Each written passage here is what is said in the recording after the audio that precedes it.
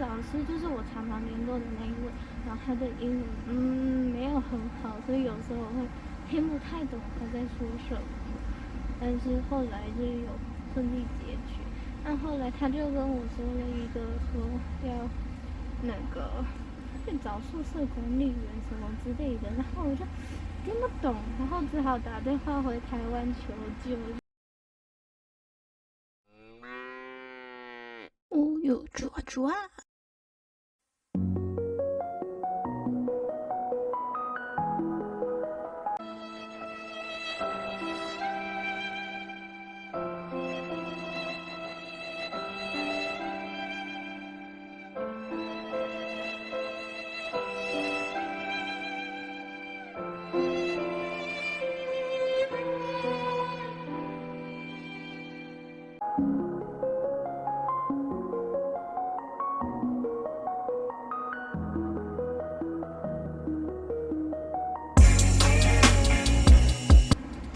刚刚去几个人去学校找老师办那个移民署的资料，因为就是才刚到嘛，然后之后可能要办那个居留证，所以就需要去交一些资料。那老师就硬给我写，但是因为那老师就是我常常联络的那一位，然后他的英文没有很好，所以有时候我会听不太懂他在说什么。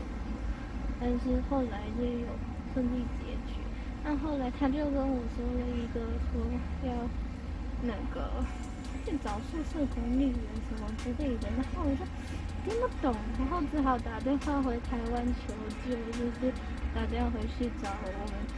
系上的另外一位助教是德文系的，所以就赶快打电话给德文系的助教，请他帮我问那个老师到底是怎么一回事。然后现在得到的结果是可以不用付住宿费，但是也不知道什么原因，那个老师就叫我去找宿舍管理员就对了。所以下午我就去找宿舍管理员吧。